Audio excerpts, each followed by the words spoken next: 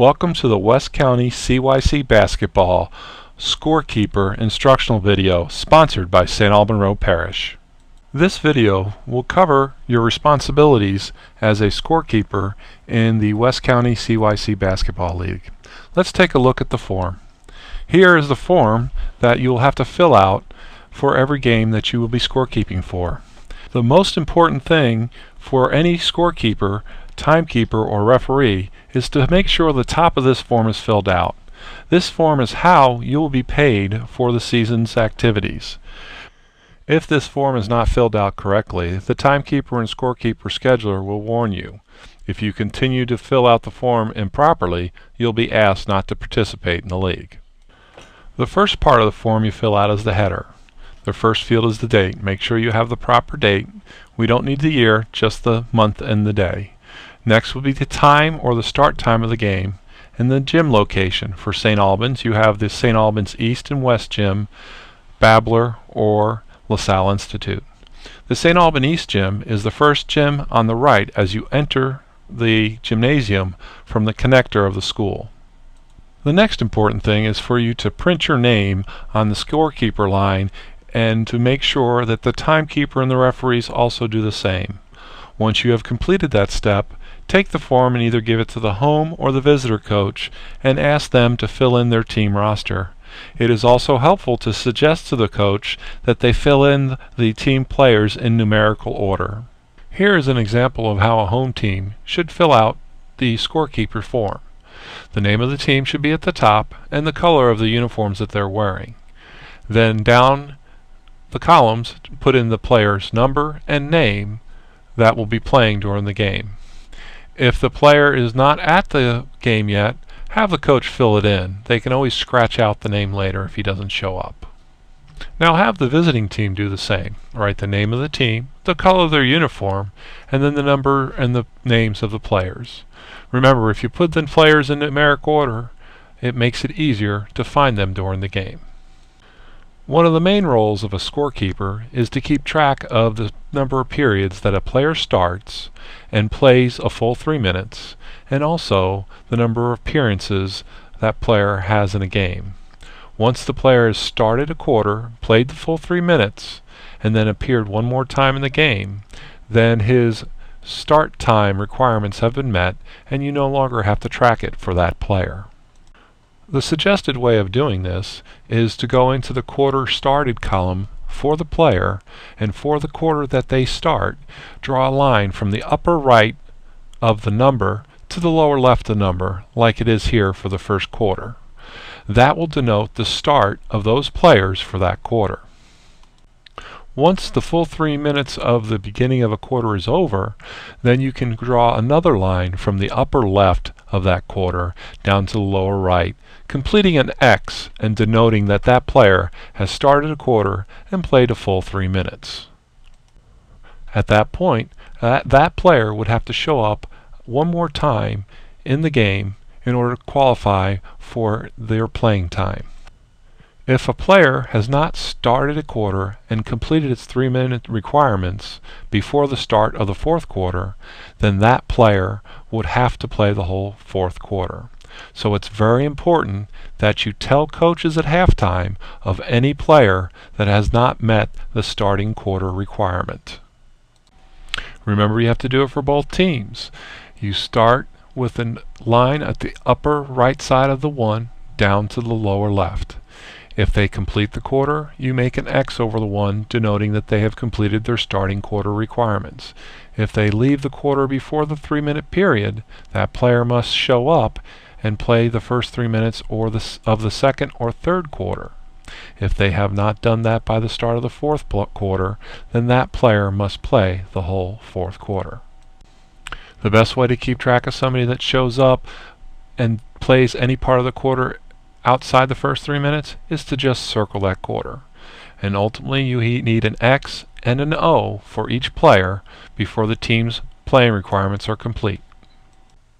Now let's look how to keep track of points in a game.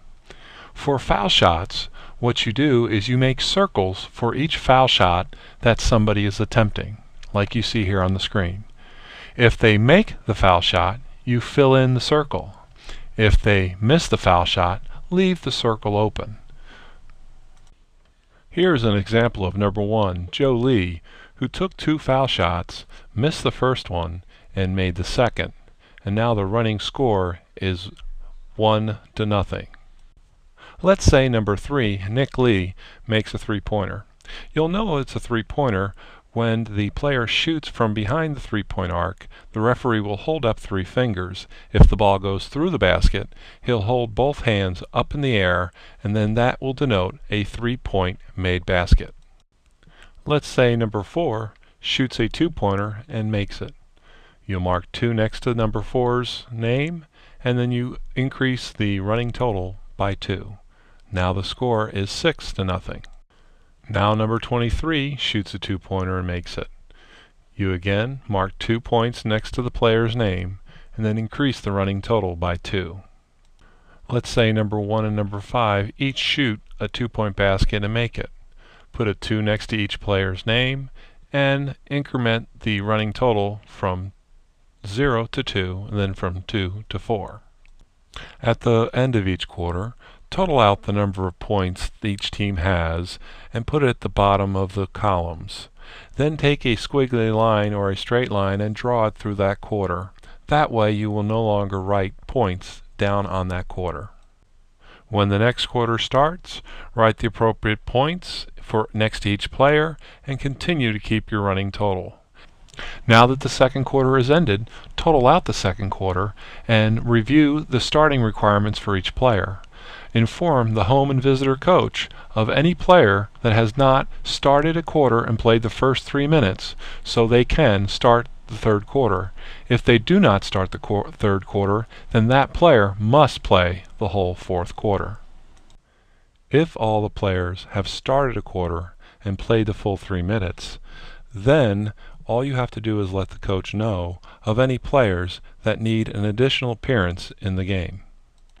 The next area we're going to cover is fouls. When a player causes a foul, the referee will hold his fist up in the air and then walk over to the table and tell you what team and what number caused the foul. In this example, red team number 4 will be charged with the foul. When somebody calls a foul, write a line through the first number for the foul, the second, third, fourth, and fifth, and so on. And then also make sure you keep track of the running fouls for that half of the game. Let's say number 24 is charged with 2 fouls.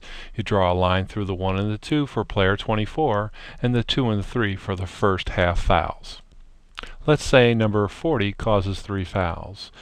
You mark the 3 fouls for the player, and then the 3 fouls for the first half running total.